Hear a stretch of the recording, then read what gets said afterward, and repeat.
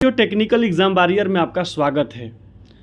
इस चैनल को लाइक कीजिए, सब्सक्राइब कीजिए, अपने दोस्तों में अधिक से अधिक शेयर कीजिए। और जो लोग इस चैनल को नए हैं उनके लिए भी है कि आप जो है इस चैनल को लाइक कीजिए, सब्सक्राइब कीजिए। और आज हम लोग जो कर रहे हैं, अगला जो सेट है वो है इलेक्ट्रॉनिक्स का है। ये क्वेश्चन जो है फर्स्ट ईयर और सेकेंड ईयर दोनों के लिए है कि इसमें जो है क्वेश्चन आपके एग्ज़ाम में आ सकते हैं। चलिए, अब आपके पास बहुत ही कम समय बचा हुआ है, इसी में आपको अभ्यास करना है, अच्छे से पढ़कर जाना है जिससे आपका नंबर अच्छा आए। आइए सबसे पहले जानते हैं पहला क्वेश्चन जो है, प्रकाश की तीव्रता को मापने के लिए अवरोधक का उपयोग किया जाता है। अब देखिए, प्रकाश के कह रहा है कि प्रकाश की तीव्रता मापने के लिए किस अवरोधक का प्रयोग किया जाता है, तो इसमें जो होता है एलडीआर का प्रयोग किया जाता है। अब जान लीजिए कि एलडीआर क्या होता है। एलडीआर जो होता है कि जैसे इस पे प्रकाश अगर अधिक गिरता है, यह प्रकाश पर निर्भर करता है। यदि इसके ऊपर प्रकाश कम गिरता है तो प्रतिरोध अधिक होता है, और प्रकाश अधिक गिरता है तो प्रतिरोध कम होता है। इसका प्रयोग जो किया जाता है स्ट्रीट लाइट में किया जाता है। देखते होंगे गांव वगैरह में जहां पर सोलर प्लेट लगा होता है और ऑटोमेटिक जो है चालू हो जाता है, तो ऑटोमेटिक स्विच के रूप में भी प्रयोग किया जाता है। सोलर सिस्टम में भी एलडीआर का प्रयोग किया जाता है और स्ट्रीट लाइट में भी एलडीआर का प्रयोग किया जाता है। एलडीआर का फुल फॉर्म होता है लाइट डिपेंडेंट रजिस्टर। नोट कर लीजिएगा, होता है लाइट डिपेंडेंट रजिस्टर। अब देखिए, इसमें सबका हम फुल फॉर्म आपको बता दे रहे हैं। वीडीआर जो लिखा हुआ है, वीडीआर का होता है वोल्टेज डिपेंडेंट रजिस्टर। एनटीसी दिया हुआ है, एनटीसी का होता है निगेटिव टेम्परेचर कोएफिशिएंट। पीटीसी का होता है पॉजिटिव टेम्परेचर कोएफिशिएंट। इसका आंसर जो होगा डी होगा, राइट आंसर। आगे बात करते हैं। अगला जो क्वेश्चन है कि सिलिकॉन सेमीकंडक्टर डायोड किस को इंगित करता है। ये जो दिया गया है कि सिलिकॉन सेमीकंडक्टर डायोड किस कोड को इंगित करता है, ये करता है BY126 को। ठीक है, आगे बढ़िए। नेक्स्ट क्वेश्चन जो है, फुल वेव रेक्टिफायर में रिपल फ्रीक्वेंसी या फिन क्या है। फुल वेव रेक्टिफायर में रिपल फ्रीक्वेंसी क्या है, तो इसका होता है फिन इक्वल टू 2 फिन होता है। सी नंबर इसका आंसर सही है। आइए नेक्स्ट क्वेश्चन की ओर बढ़ते हैं। एक है कि which is the active component. देखिए, हमने टेक्निकल एग्जाम वॉरियर पर एक्टिव और पैसिव सारा चीज़ बता रखा है। आप वहाँ पर भी जाकर आप प्ले स्टोर में जाकर वहाँ पर ये वीडियो पूरा देख सकते हैं। अब देखिए, सक्रिय घटक कौन सा है। कह रहा है कि सक्रिय घटक कौन सा है, तो इसमें पूछ रहा है आपको एक्टिव एलिमेंट के बारे में। ये पूछ रहा है कि एक्टिव एलिमेंट बताइए कि एक्टिव एलिमेंट कौन सा है। ठीक है, तो एक्टिव में हम आप लोगों को बता दे रहे हैं एक्टिव और पैसिव क्या होता है, इसके बारे में हम आप लोगों को बता दे रहे हैं कि एक्टिव क्या होता है, पैसिव क्या होता है। ये सारे जितने भी हैं हम बता चुके भी हैं, और आपके एग्ज़ाम में वो क्वेश्चन जो है आता भी है। तो आइए अब सबसे पहले देख लीजिए एक्टिव एलिमेंट वो होता है जो अनंत समय तक ऊर्जा प्रदान करता है या सक्षम होता है, उसे यानी एक्टिव एलिमेंट कहते हैं। इसको हिंदी में सक्रिय अवयव कहते हैं या घटक कहते हैं। अब देखिए, इसमें कौन कौन सा आता है। जैसे यानी एक्टिव में आता है आपका डायोड। नोट करते जाइए, अगर एक्टिव में क्या आएगा, डायोड आता है। डायोड एक्टिव एलिमेंट है। ठीक है, FET field effect transistor, operation amplifier, SCR silicon conductor rectifier जो होता है, सिलिकॉन कंट्रोल रेक्टिफायर होता है, बैटरी जो है, ट्रांजिस्टर है, करंट सोर्स है, वोल्टेज सोर्स है। इसमें क्या होते हैं, ये सक्रिय यानी एक्टिव एलिमेंट है। अगर इसमें पूछ देता है कि पैसिव एलिमेंट किसे कहते हैं, तो पैसिव अगर पूछता है तो पैसिव में बल्ब होगा, ट्रांसफार्मर होगा, रजिस्टर होगा, कैपेसिटर होगा, इंडक्टर होगा। ये पैसिव एलिमेंट है।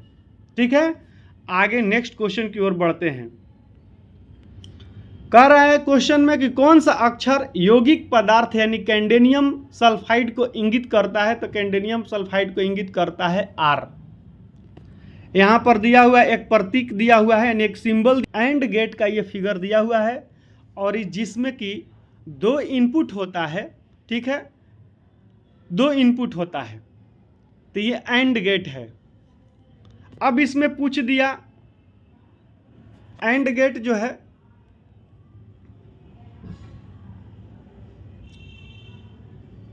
इसमें जो है ये जो फिगर है आपको एंड गेट का है। एंड गेट में 2 इनपुट होता है, आप लोग देख लीजिए। ये फिगर जो है एंड गेट का है। इसमें तीन गेट जो मेन होते हैं, और गेट होता है, एंड गेट होता है, ठीक है, नैन गेट होता है और नॉट गेट होता है। आगे नेक्स्ट क्वेश्चन पूछ रहा है। अब इसमें पूछा है कि which is the passive component. हमने बताया आपको कि पैसिव जब पूछेगा तो पैसिव में आपको बताना है कि ट्रांसफार्मर होता है, बल्ब होता है, रजिस्टर होता है, कैपेसिटर होता है, इंडक्टर होता है। ये सब क्या है, पैसिव कंपोनेंट है। ठीक है, पैसिव कंपोनेंट वो होता है जो ऊर्जा को एक रूप से सिर्फ दूसरे रूप में परिवर्तित करता है, जो अनंत समय तक ऊर्जा प्रदान नहीं करता है, उसको हम लोग पैसिव एलिमेंट बोलते हैं। तो इसमें देख लीजिए कैपेसिटर दिया हुआ है, आंसर हो जाएगा कैपेसिटर, डी नंबर। आगे ये सिंबल दिया हुआ है और पूछा है कि इसका नाम बताइए। ये सिंबल जो होता है, ये जो सिंबल आपको दिया हुआ है और इसका पूछ दिया कि इसका नाम को आप बताइए।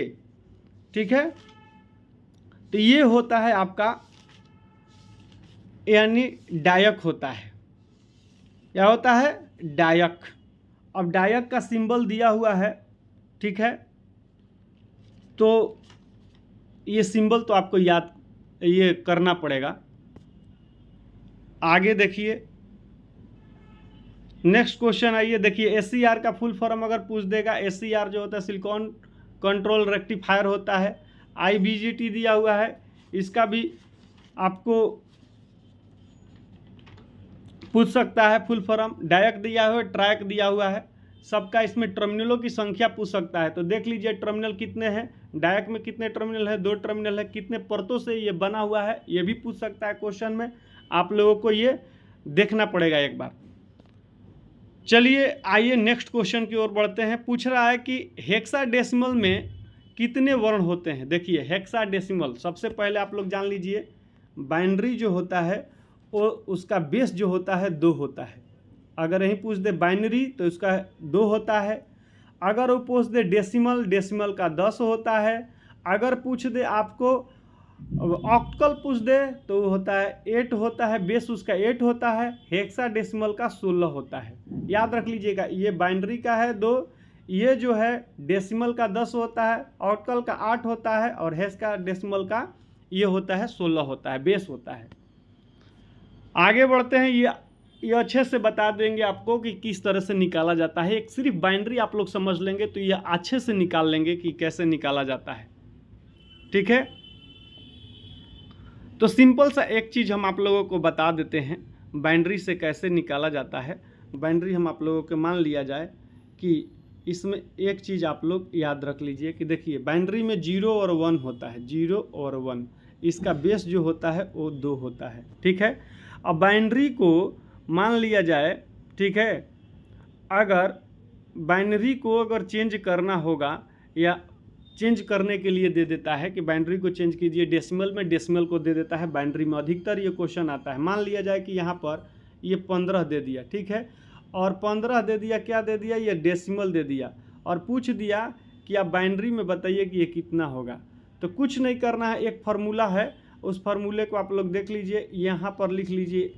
यहाँ से स्टार्टिंग होता है, ठीक है, स्टार्टिंग कैसे होता है वो भी देख लीजिए। यहाँ मान लीजिए 15 दिया हुआ, 15 को हमको क्या करना है, ये डेसिमल है, ये लिख दिया कि बाइनरी में चेंज कीजिए।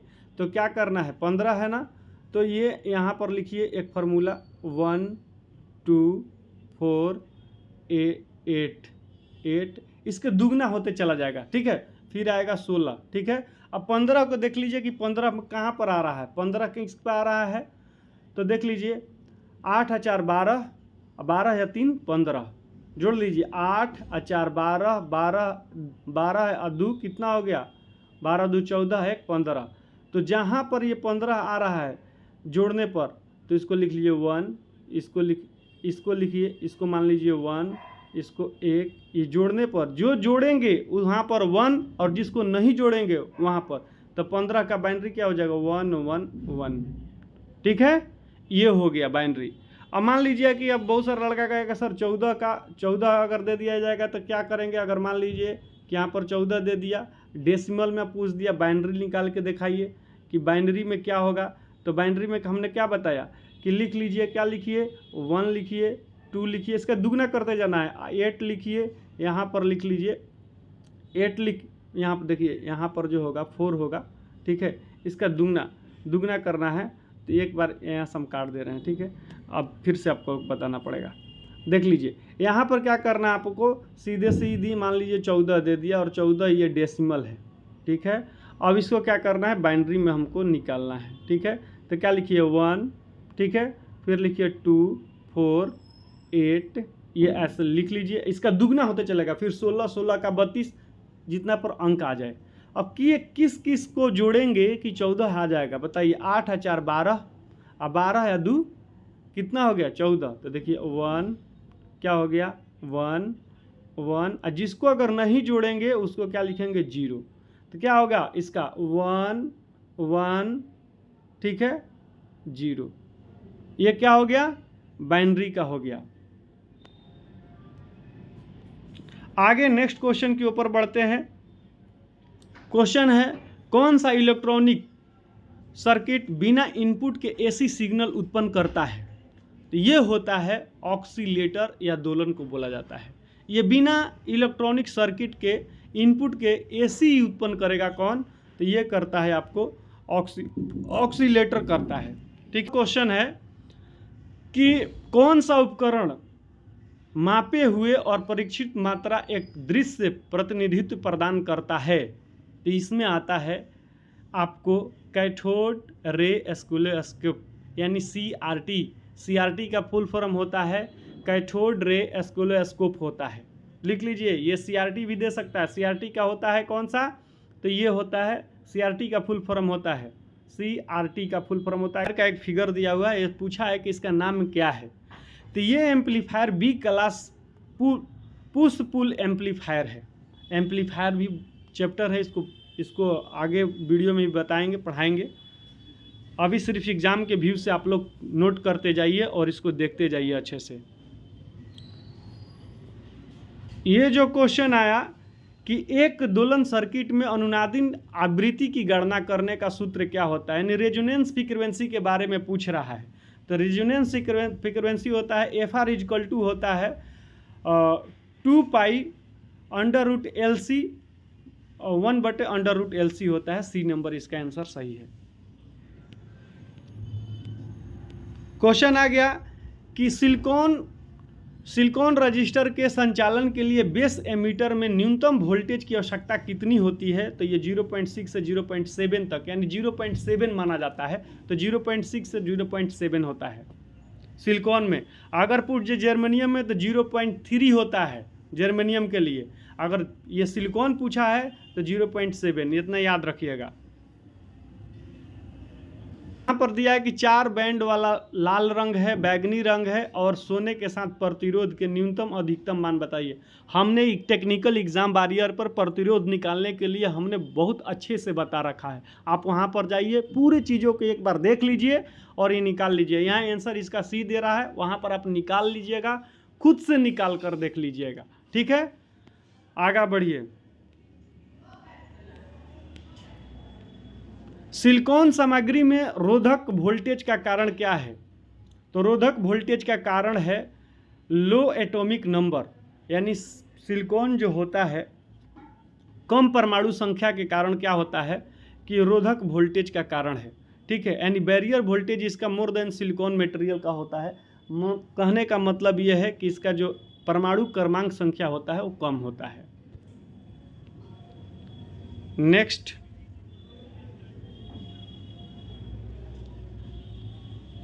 नेक्स्ट क्वेश्चन है कि रिवर्स बायस डायोड में चौथी बाधा का कारण क्या है। कहने का मतलब है यह है कि what is the reason of the widen, उसमें बैरियर होता है reverse bias diode. Reverse bias में क्या होता है, एक होता है फॉरवर्ड बायस, एक होता है रिवर्स बायस, ठीक है। तो रिवर्स बायस में होता है कि इलेक्ट्रॉन और होल आपूर्ति टर्मिनल की ओर आकर्षित होते हैं। नेक्स्ट क्वेश्चन है कि ड्राइव में आउटपुट चरण में उपयोग किए जाने वाले पावर इलेक्ट्रॉनिक घटक का उन्नत संस्करण कौन सा है। तो यह IBGT है, ठीक है। कौन सा है, IGBT,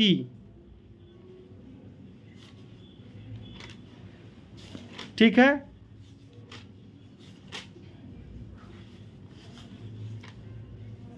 नेक्स्ट क्वेश्चन जो है ये तालिका दे दिया गया है और पूछा गया है कि बताइए, ये सत्य तालिका दिया गया है, जैसे एंड गेट और गेट ये सब का एक तालिका होता है, ठीक है। तो ये पूछा गया है कि किसका है। देखिए यहीं से सब में आप 0 1 पर लिख लीजिए 0 1 0 1, एक में लिखिए 0 0 0 1 1।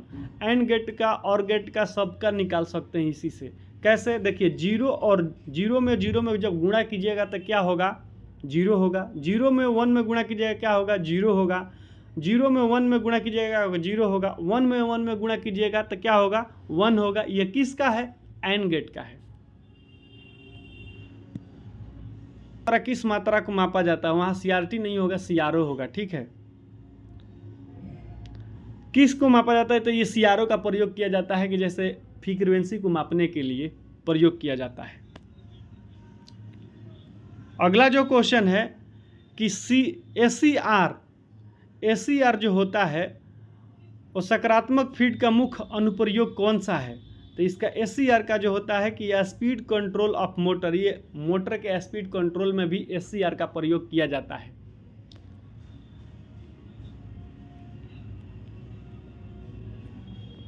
PTC सेमीकंडक्टर बनाने के लिए किस डोपिंग सामग्री का प्रयोग किया जाता है। तो ये किया जाता है, अगर PTC पूछ देता है कि PTC बनाने के लिए किस डोपिंग मटेरियल का प्रयोग किया जाता है, तो ये आपको PTC बनाने के लिए इसमें जो है आप बोरॉन का प्रयोग किया जाता है, ठीक है।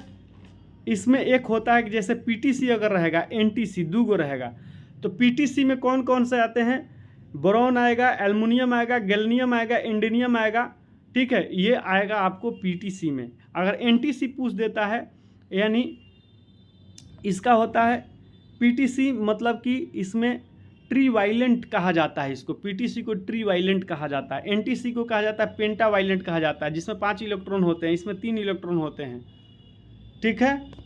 नेक्स्ट क्वेश्चन की ओर बढ़ेंगे।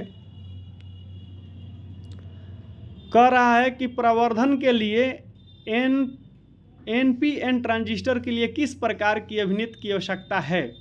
तो ये जो है इसमें जो है कि base positive, emitter negative and collector positive, यानी बेस जो होता है वो पॉजिटिव होता है, एमीटर बेस जो होता है वो पॉजिटिव होता है, एमीटर निगेटिव होता है और कलेक्टर जो होता है वो पॉजिटिव होता है। C नंबर आंसर है। 24 नंबर क्वेश्चन के देखेंगे, ट्रांजिस्टर सर्किट में फंक्शन का प्रकार क्या है।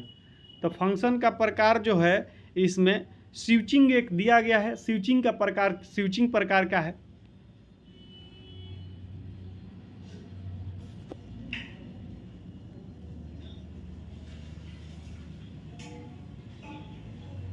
पच्चीस नंबर क्वेश्चन है कि एम्पलीफायर सर्किट में नकारात्मक फीडबैक की आवश्यकता क्यों होती है। नकारात्मक जो फीडबैक एम्पलीफायर में नकारात्मक, यानी एम्पलीफायर सर्किट में नकारात्मक मतलब निगेटिव फीडबैक की आवश्यकता क्यों होती है। इसलिए होती है कि जो वहाँ पर विकृति उत्पन्न होता है, जैसे शोरगुल उत्पन्न होता है, उसको कम करने के लिए, रिड्यूस द डिस्टोरेशन मतलब विकृति को कम करने के लिए, आवाज़ को कम करने के लिए।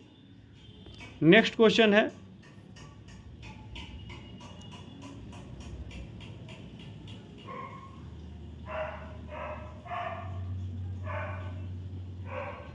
नेक्स्ट क्वेश्चन है कि पावर कंट्रोल सर्किट में डायक का उद्देश्य क्या है? पावर कंट्रोल में डायक का जो होता है उद्देश्य, इसमें ट्रिगर करने के लिए इसका प्रयोग किया जाता है।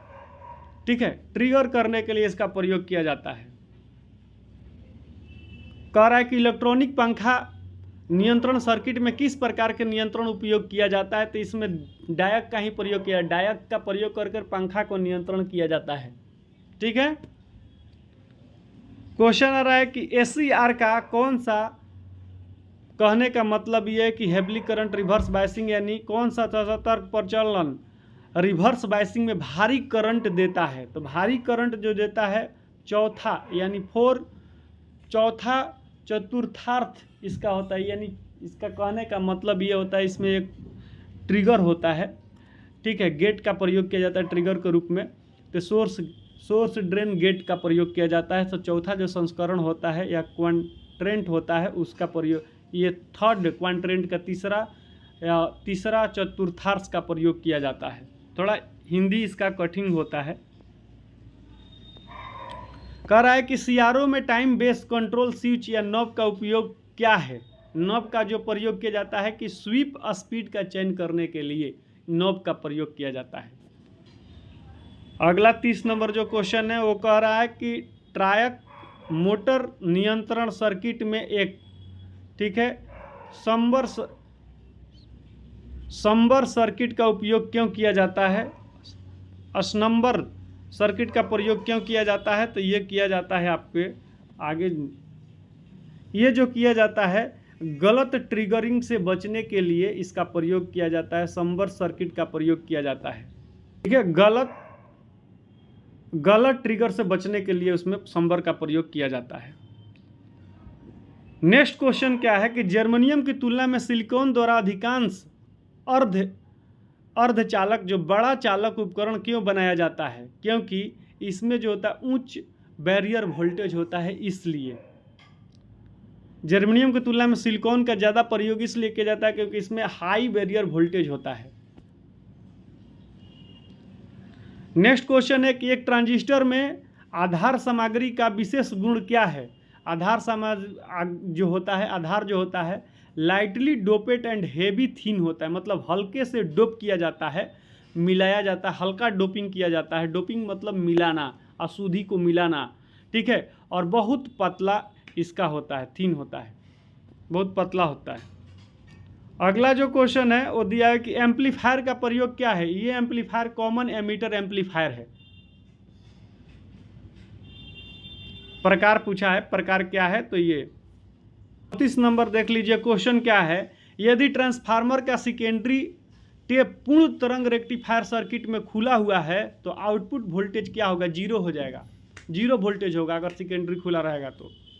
कौन सा दोलक उच्च और सटीक स्थिर आवृत्ति प्रदान करता है? तो हार्टले ऑक्सीलेटर जो होता है वो क्या करता है कि सटीक और स्थिर आवृत्ति प्रदान करता है। ऑक्सीलेटर में भी होता है, हार्टले ऑक्सीलेटर होता है, कॉलपिट ऑक्सीलेटर होता है, क्रिस्टल ऑक्सीलेटर होता है। तो ये जो होता है आपको आरसीबी फेज ऑक्सीलेटर होता है, फेज शिफ्ट होता है। तो ए नंबर इसका आंसर है, हार्टले ऑक्सीलेटर। ये उच्च और सटीक स्थिर आवृत्ति प्रदान करता है। एफएटी यानी फील्ड इफेक्ट ट्रांजिस्टर का मुख्य अनुप्रयोग क्या है? फील्ड इफेक्ट ट्रांजिस्टर का प्रयोग किया जाता है कि वोल्टेज कंट्रोल डिवाइस के लिए फील्ड इफेक्ट ट्रांजिस्टर का प्रयोग किया जाता है। नेक्स्ट क्वेश्चन है, कौन सा मल्टी वाइब्रेटर आउटपुट को, ठीक है, दोहरा वादरार प्लस वेव पैदा करता है? कहने का मतलब यह है कि which multi vibrator produce the repetitive pulse and wave form output? तो ये होता है अस्टेबल मल्टी वाइब्रेटर।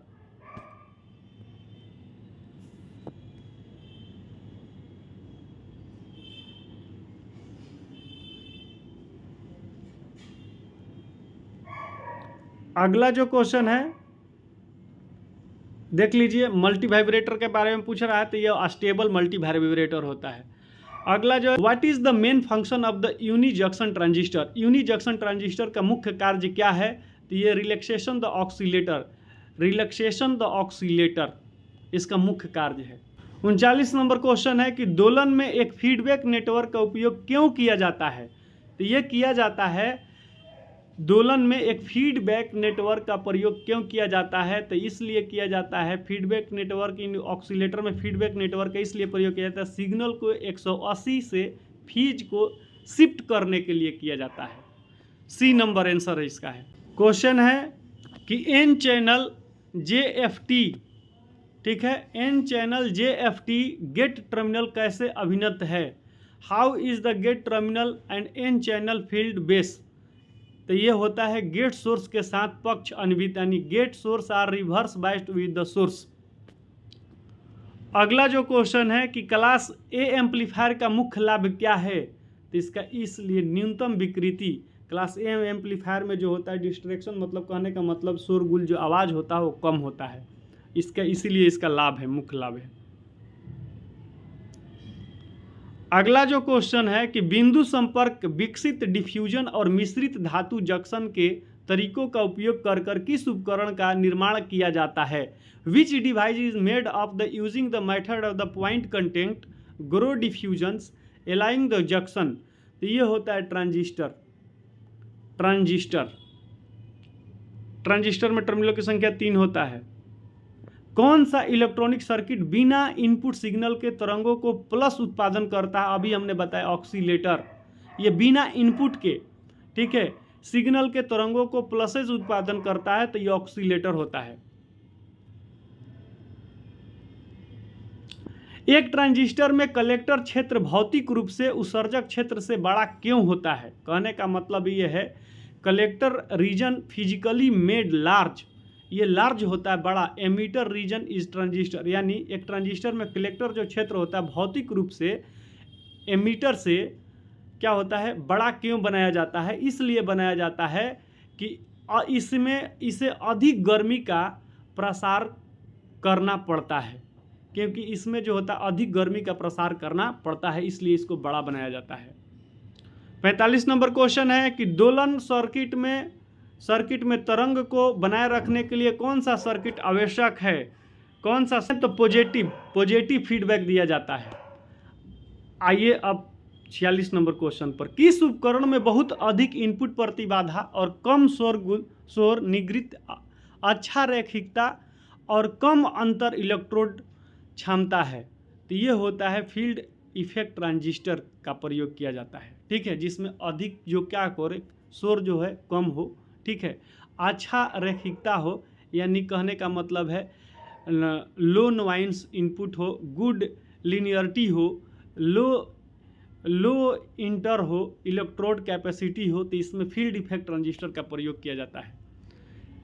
अब आइए 46 नंबर जो क्वेश्चन है ये कह रहा है कि JFT की तुलना में मॉसफेट में धारा नियंत्रण में क्या अंतर है, तो ये अंतर होता है कि इंसुलेटिंग लेयर इंस्टेटेड द जंक्शन, यानी जंक्शन के बायस इंसुलेटेड परत।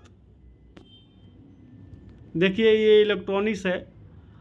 एम्पलीफायर सर्किट का क्या प्रकार क्या है, ये जो एम्पलीफायर का दे दिया है कि what is the type of amplifier, किस प्रकार का एम्पलीफायर है, तो ये होता है कॉमन कलेक्टर एम्पलीफायर, इसका नाम है। 49 जो क्वेश्चन है कि 220 RMS AC वोल्टेज का पीक वोल्टेज क्या है, तो ये 220 का हो जाएगा 11.17 वोल्ट।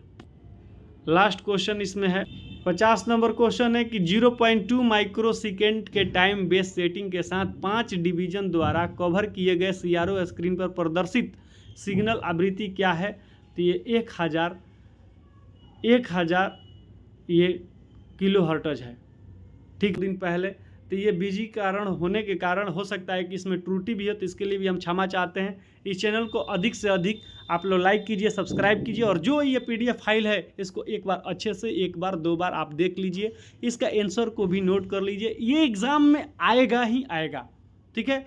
तो थैंक यू सो मच।